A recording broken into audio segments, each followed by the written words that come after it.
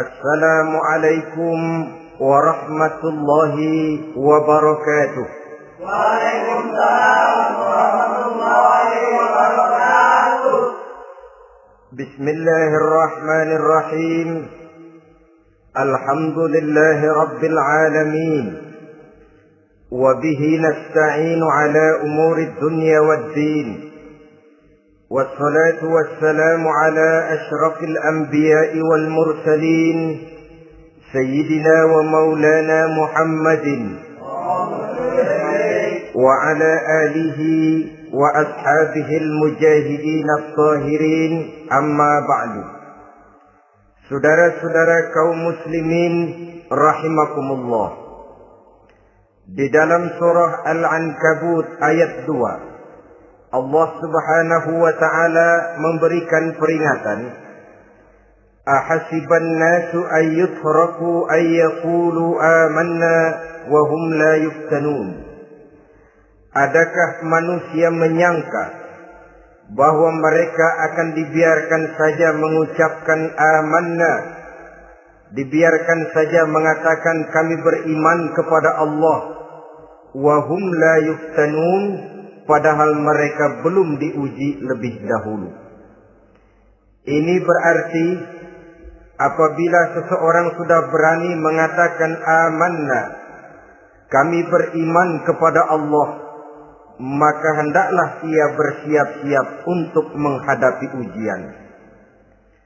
Setelah ujian datang, barulah akan nampak nyata kadar dan kualitas keimanan yang dimiliki oleh seseorang.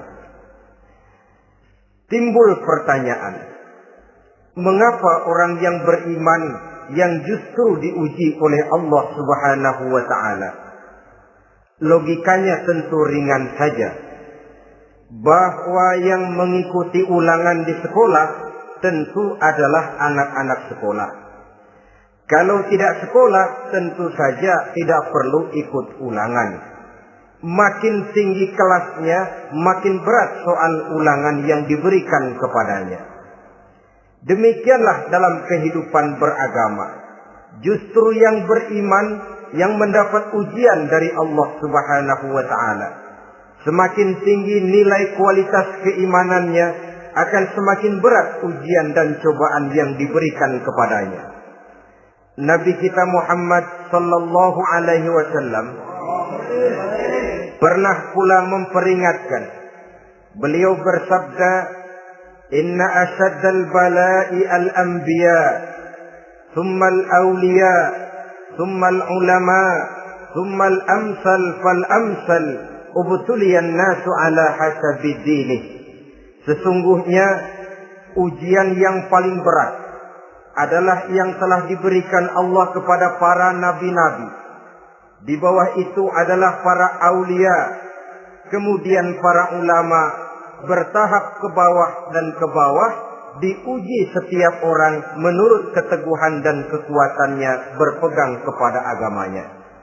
Jadi semakin teguh kita berpegang kepada ajaran agama, semakin dekat kita dengan aturan-aturan agama, semakin berat ujian dan cobaan yang datang menimpa kehidupan ini. Maka persoalan inilah yang akan kita bicarakan pada pertemuan kali ini, tentang cobaan-cobaan yang datang menimpa kehidupan kita. Pokok persoalannya adalah surah Al-Baqarah ayat 155. Allah Subhanahu wa ta'ala menjelaskan jenis-jenis ujian yang diberikan kepada kita orang-orang yang beriman. Dalam Al-Baqarah 155 itu Allah Subhanahu wa ta'ala menjelaskan, وَلَنَبْلُوَنَّكُمْ بِشَيْءٍ مِّنَ الْخَوْفِ وَالْجُوعِ وَنَقْصٍ مِّنَ الْأَمْوَالِ وَالْأَنفُسِ وَالثَّمَرَاتِ وَبَشِّرِ الصَّابِرِينَ الَّذِينَ إِذَا أَصَابَتْهُمْ مُصِيبَةٌ قَالُوا إِنَّا لِلَّهِ وَإِنَّا إِلَيْهِ رَاجِعُونَ. وَلَنَبْلُوَنَّكُمْ بِشَيْءٍ مِّنَ الْخَوْفِ, dan tentu dan pasti kata Allah, kami akan menguji kamu sekalian, kami akan mencoba kamu sekalian dengan sebagian kecil dari rasa takut. Wal ju', rasa lapar, wa naqsim minal amwal wal anfusi was samarat, kekurangan harta, jiwa dan buah-buahan. Ada 5 macam jenis ujian yang dijelaskan di dalam Al-Baqarah 155 ini. Yang pertama, walanabluwannakum bisyai'in minal khawf. Kami uji, kami coba kamu dengan sebagian kecil daripada rasa takut. Setiap manusia terlahir dengan membawa 2 sifat. Yang kontroversi, akan disebut apa seseorang bergantung kepada sifat mana yang lebih menonjol di dalam dirinya. Tiap orang punya rasa berani, tiap orang punya rasa takut. Kalau beraninya lebih besar daripada takutnya, ia dinamakan pemberani. Tapi kalau takutnya yang lebih besar daripada beraninya, ia dinamakan penakut. Tapi yang jelas, 2 sifat kontroversial ini memang ada dalam diri manusia. Akan diuji kamu sekalian dengan sebagian kecil daripada rasa takut. Takut yang kadang-kadang tidak beralasan. Yang kaya takut jatuh miskin, yang punya jabatan takut kehilangan kedudukan dan pengaruhnya, dan pada akhirnya yang hidup pun menjadi takut mati. Sesuatu yang sungguh tidak beralasan dan menimbulkan kegelisahan di dalam kehidupan. Mari kita lihat dampak yang ditimbulkan oleh rasa takut ini. Ada orang kaya yang takut jatuh miskin. Akibat rasa takutnya ini, pertama, ia menumpuk-numpuk harta sebisa-bisanya dengan menghalalkan segala macam cara. Tidak peduli halal haram, tidak ngerti hak batil, tidak tahu hak dan pantas dan ma'ruf munkar atau tercela. Yang penting ia bisa menumpuk-numpuk harta, menimbun-nimbunnya, tidak hanya cukup untuk dirinya sendiri. Kalau perlu anaknya sudah dipersiapkan untuk jadi orang kaya, cucunya disiapkan jadi orang kaya, anak cucunya, cucu-cucunya, seluruhnya. Dia takut jatuh miskin. Kemudian akibat dari rasa takut ini, ia pun terjebak ke dalam penyakit bakhil bin pelit alias kikir. Tidak sedikit pun tergerak hatinya untuk memberikan bantuan dan pertolongan kepada mereka yang memang memerlukannya. Termasuklah ia ke dalam apa yang diingatkan Allah. Allazi jama'a malan wa ajjadahu yahsabu anna malahu akhlada. Orang-orang yang menumpuk-numpuk harta kemudian menghitung-hitungnya. Dia menyangka bahwa hartanya akan dapat mengekalkan kehidupannya di dunia ini. Dia menyangka hartanya akan dapat mengekalkan kebahagiaannya di dalam kehidupan ini. Maka kerjanya hanya menumpuk dan menumpuk. Dan dia sangat takut untuk jatuh miskin. Saudara-saudara kaum muslimin rahimakumullah. Lalu yang kebetulan punya jabatan takut kehilangan kedudukan dan pengaruhnya. Maka ia akan melakukan segala cara dan jalan untuk menjaga keamanan dan ketenangan dari jabatan yang sedang didudukinya. Hilang kesadaran bahwa jabatan adalah amanah. Hilang pengertian bahwa kedudukan adalah alat untuk berbuat baik dan mengabdi kepada sesamanya. Yang ada pikirannya hanyalah bagaimana menjaga kedudukan dan pengaruhnya agar tetap ada dalam dirinya. Segala cara pun dilakukan dan kadang-kadang ia kehilangan kontrolnya. Kemudian pada akhirnya manusia pun dilanda oleh perasaan takut mati. Sungguh sangat tidak beralasan sama sekali. Karena mati adalah kewajiban dari semua yang bernama hidup. Dan Nabi mengingatkan, al-mautu babun fa kullun nasi dakhilu. Mati adalah merupakan satu pintu yang setiap orang akan masuk ke dalam pintu itu. Bahkan mati sesungguhnya bisa merupakan nasihat di dalam kehidupan kita. Beliau bersabda, taraktu fikum nasihataini, nasiqan wa samitan.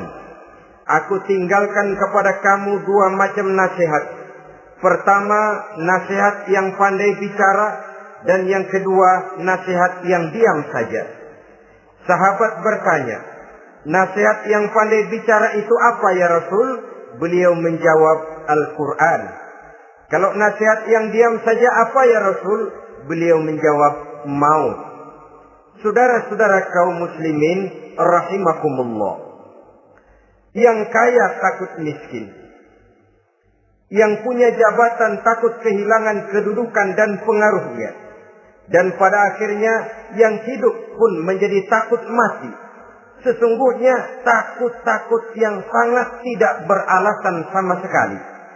Jika orang kaya takut jatuh miskin, untuk itu kemudian dia menghalalkan segala macam cara untuk menumpuk kekayaan yang tidak akan habis dimakan selama 7 turunan. Kemudian diiringi dengan sifat bakhil, sifat tertutup, sifat berpangku tangan melihat kesulitan dan penderitaan orang lain. Maka sesungguhnya dia tidak merasa bahwa harta merupakan titipan dari Allah Subhanahu wa ta'ala. Bahwa ia merupakan alat dan bukan merupakan tujuan di dalam kehidupan ini. Takut miskin adalah satu penyakit yang mengakibatkan orang lupa diri dan lupa daratan.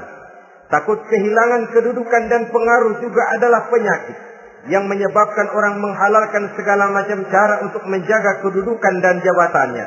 Dan takut mati juga sebenarnya sesuatu yang tidak beralasan. Sebab siapa yang berani hidup harus berani pula menghadapi mati. Yang takut mati tidak usah hidup saja. Karena mati adalah kewajiban bagi semua orang-orang yang hidup.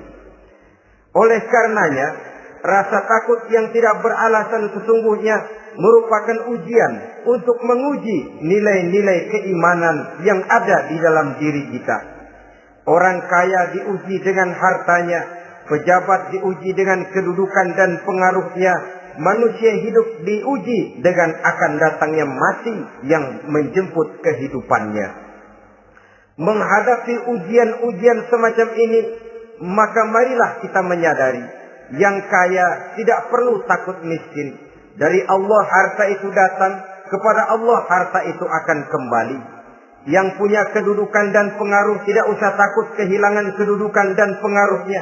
Karena jabatan sesungguhnya merupakan amanah dari Allah Subhanahu wa ta'ala yang harus digunakan dan dianggap sebagai kesempatan untuk berbuat kebajikan sebanyak-banyaknya.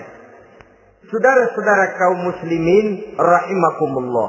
Ini bagian pertama dari ujian-ujian yang ada dalam Al-Baqarah 155. وَلَنَبْلُوَنَّكُمْ بِشَيْءٍ مِّنَ الْخَوْفِ. Kami akan uji, kami akan coba kamu dengan sebagian kecil daripada rasa takut. Takut yang kadang-kadang saya katakan sekali lagi sangat tidak beralasan. Akibatnya bisa menimbulkan gejala-gejala yang aneh di dalam kehidupan kita. Saudara-saudara, yang kedua, walju, akan kami uji kamu dengan rasa lapar. Kelaparan belum tentu identik dengan kemiskinan. Bahkan di dalam surah An-Nahl ayat 112, Allah Subhanahu wa ta'ala memberikan contoh yang sangat nyata dan jelas. وَضَرَبَ اللَّهُ مَثَلًا قَرْيَةً كَانَتْ آمِنَةً مُطْمَئِنَّةً يَأْتِيهَا رِزْقُهَا رَغَدًا مِنْ كُلِّ مَكَانٍ فَكَفَرَتْ بِأَنْعُمِ اللَّهِ فَأَذَاقَهَا اللَّهُ لِبَاسَ الْجُوعِ وَالْخَوْفِ بِمَا كَانُوا يَصْنَعُونَ. Allah memberikan contoh bagaimana keadaan satu negeri yang makmur, aman, tenang, tentram. Rezekinya datang dari segala arah. Fakafarat bi an'umillah, tapi sayang sekali penduduknya kufur dengan nikmat yang diberikan Allah Subhanahu wa ta'ala kepada mereka. Akibatnya fa'azaqahallahu libasal ju'i wal khauf. Allah timpakan kepada mereka kelaparan dan ketakutan bima kanu yasnaun, sebagai akibat dari apa yang telah mereka lakukan. Marilah kita melihat contoh dalam Al-Quran ini untuk mengadakan introspeksi di dalam diri dan kehidupan kita masing-masing. Adalah satu keberuntungan bahwa kita sebagai manusia dijadikan Allah sebagai khalifahnya di permukaan bumi ini, yang ditugaskan untuk membudidayakan alam, mengelola dan mengambil manfaatnya bagi sebesar-besar manfaat di dalam kehidupan kita. Dijadikannya bumi untuk tempat tinggal kita sebagai hamparan di mana segala fasilitas dan kebutuhan hidup kita tersedia. Tinggal lagi kita pandai-pandai mengelolanya. Apalagi buat kita Muslim yang tinggal di persada Nusantara tercinta Indonesia ini. Satu negara yang orang katakan untayan jamrut katulistiwa, yang hijau ranau subur makmur, melahirkan slogan dengan kata gemah rifah loh jenawi toto tentrem kerto raharjo. Negara yang demikian subur, negara yang demikian indah, negara yang demikian hijau ranau ini, apabila kita terkena fakafarat bi an umillah, kufur kepada nikmat yang diberikan oleh Allah kepada kita, dia tidak akan mendatangkan ketenangan, dia tidak akan mendatangkan kesejahteraan, bahkan akan sangat boleh jadi akan menimbulkan kekacauan, ketidaktenangan dan kelaparan di tengah negara yang subur makmur. Inilah yang sangat menyedihkan. Kenapa ini bisa terjadi? Fakafarat bi an umillah, orang kufur terhadap nikmat yang diberikan Allah Subhanahu wa taala. Diberikan negara yang subur, makmur, indah, hijau ranau, tapi dikelola dengan cara yang brutal dan membabi buta. Menguras sumber daya alam melampaui sebagaimana yang seharusnya, sehingga memperkosa keadaan alam itu sendiri. Hutan dan belukar yang ditebangi secara liar dan sembarangan akan melahirkan gurun-gurun pasir yang gersang dan tandus. Sehingga dengan demikian maka akan mengakibatkan malapetaka bagi kehidupan manusia itu sendiri. Begitu juga percobaan-percobaan ilmu pengetahuan yang mengundang dan mengandung reaktor-reaktor nuklir akan memberikan luka kepada alam itu sendiri, yang mengakibatkan akan kembali kerugian kepada makhluk bernama manusia. Saudara-saudara kaum muslimin rahimakumullah. Jadi dengan demikian, di dalam satu negara yang subur, hijau, ranau dan makmur, bisa saja terjadi kelaparan apabila kita ingkar, tidak mau bersyukur terhadap nikmat yang diberikan Allah kepada kita. Kita kelola alam ini seenak perut kita saja dengan tidak memikirkan akibatnya di kelak kemudian hari nanti. Kita ambil satu contoh. Orang-orang tua kita dulu pada umur 60 tahun, 70 tahun, kalau dia menanam kelapa, orang lalu bertanya, kakek nanam kelapa untuk siapa nanti? Apa jawabannya? Untuk anak cucu saya. Umur 60 tahun atau umur 70 tahun, ia masih menanam pohon kelapa. Untuk apa katanya? Untuk anak cucu saya di belakang kemudian hari nanti. Orang yang bisa menanamkan sesuatu untuk generasi yang akan datang, itulah orang tua yang bijaksana. Tapi orang yang menanam sesuatu hanya untuk kepentingan dirinya sendiri saja, maka itulah orang yang hanya mementingkan diri sendiri atau orang egois.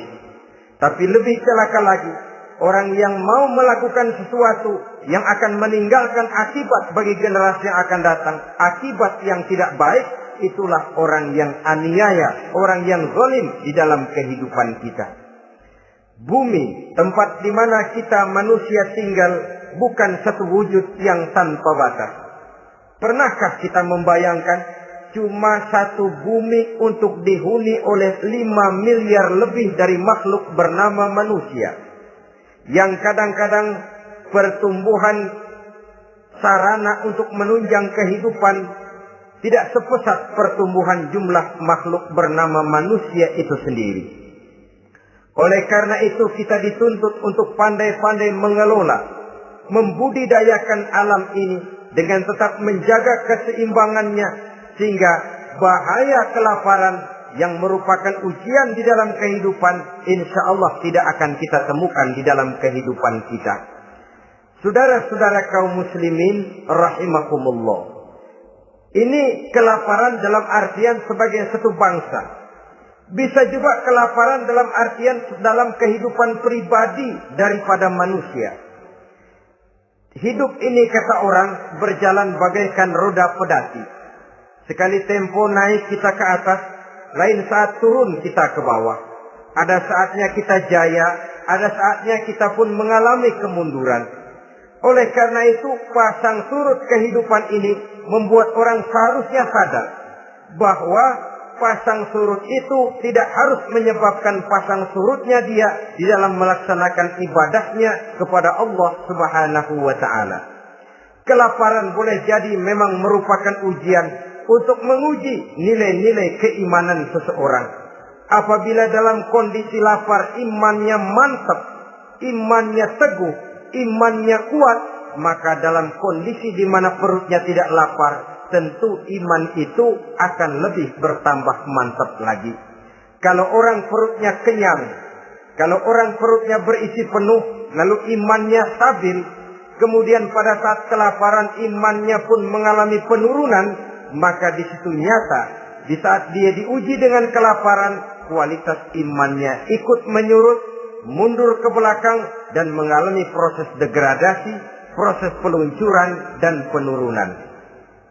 Oleh karenanya, marilah kita menyadari Allah Subhanahu wa ta'ala senantiasa memberikan yang terbaik kepada kita bersama. Kelaparan, apabila kita terima dengan sikap lapang dada, tidak akan menyebabkan kita menjadi berbuat nekat. Tetapi kita tetap dalam kontrol, tetap dalam keadaan yang stabil, tidak keluar dengan melakukan perbuatan-perbuatan yang negatif.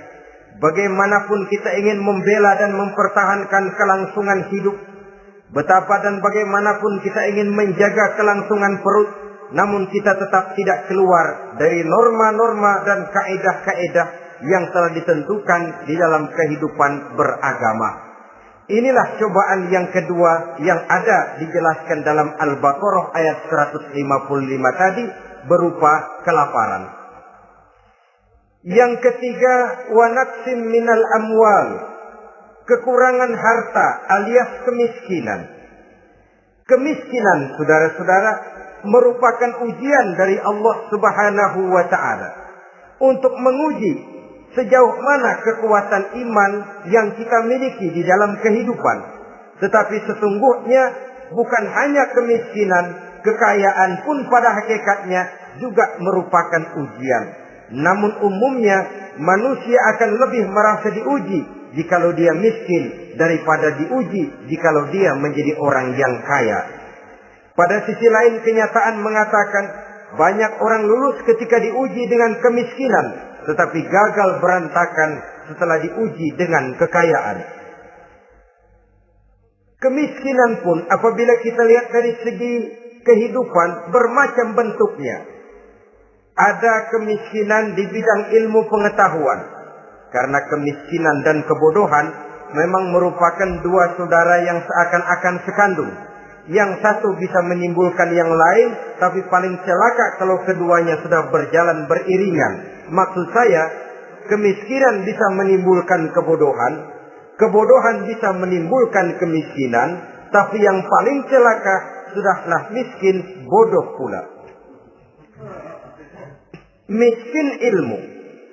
Yang kedua, miskin akhlak. Ini lebih parah lagi daripada miskin ilmu. Kalau miskin ilmu orang sekedar goblok bin bodoh alias tolol, maka miskin akhlak ini menyebabkan orang kurang ajar, tidak punya budi pekerti.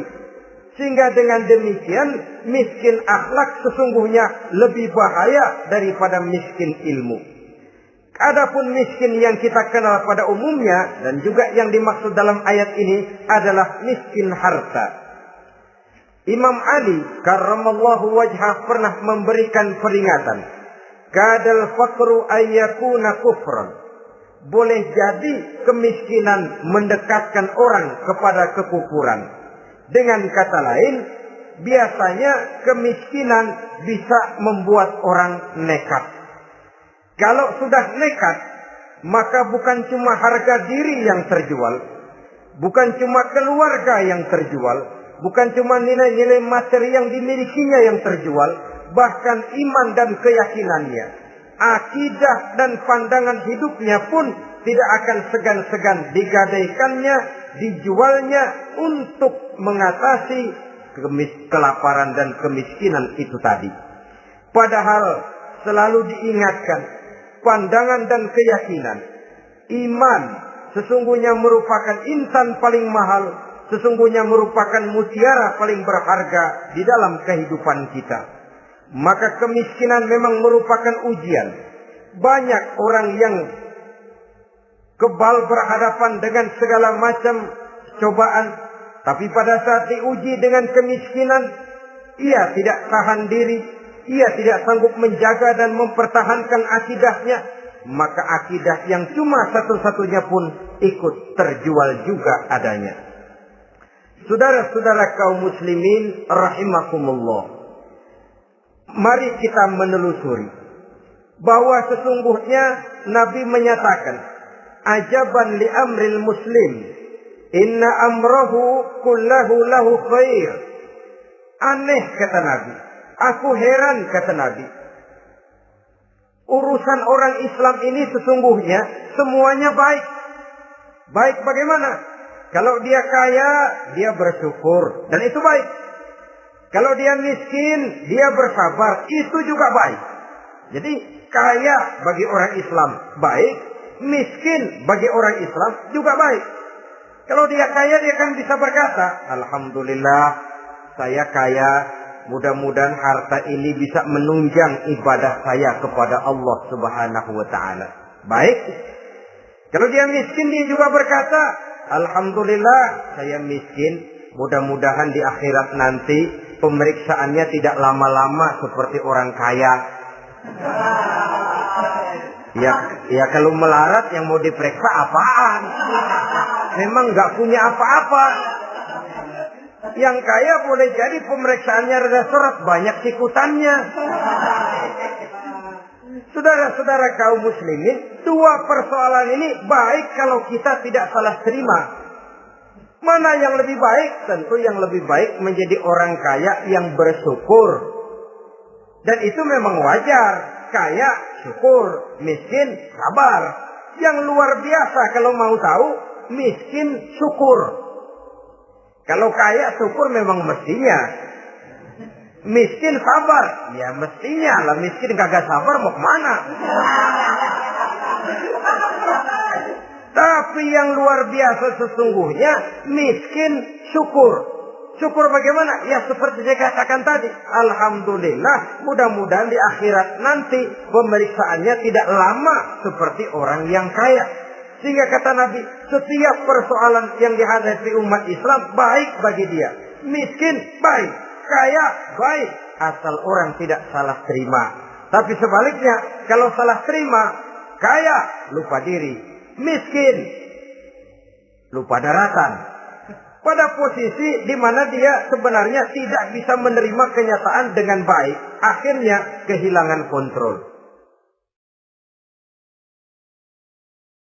Saudara-saudara kaum muslimin rahimakumullah. Karena itu pada pertemuan kali ini saya ingin mengajak kita bersama. Marilah kita menyadari betapapun kemiskinan yang datang menimpa, seluruhnya merupakan ujian yang datang dari Allah untuk menguji nilai-nilai keimanan kita. Jangan iman itu berubah, jangan akidah itu bergoyah, jangan keyakinan dan pandangan hidup itu tertukar dengan keyakinan dan pandangan hidup lainnya. Bahkan dalam kemiskinan, orang biasanya menemukan diri dan kepribadiannya. Dalam kemiskinan, orang bisa berjalan lebih lurus untuk mendekati Allah Subhanahu wa taala. Sesungguhnya kemiskinan bukan merupakan sesuatu yang harus kita takuti, apalagi kalau ia memang merupakan ujian. Kemiskinan yang merupakan ujian adalah kemiskinan yang akan berakhir dengan kebaikan. Saudara-saudara kaum muslimin, tapi jangan lupa membicarakan pokok persoalannya. Ini kalau kemiskinan menimpa orang-orang yang beriman, itu yang ujian. Kalau nggak beriman, melarat, bukan ujian, persekot.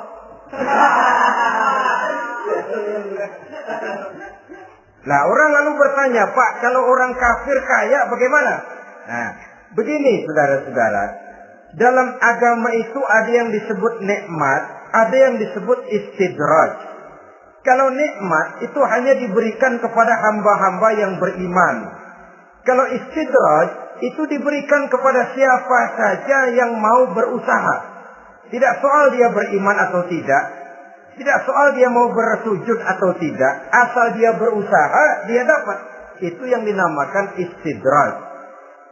Seperti orang mancing ikan, mesti diberikan umpan. Setelah umpan itu dimakan, tidak langsung ditarik, tapi diulur dulu. Sampai kira-kira mata kail itu nyangkut di leher si ikan, baru diangkat ikan itu ke atas. Dan sampai di atas kita bisa maklum nasib ikan tadi.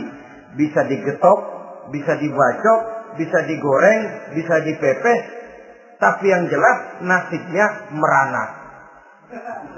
Maka kalau ada orang makin jauh dari agama, makin kaya, makin tidak mau sholat, makin berlimpah hartanya.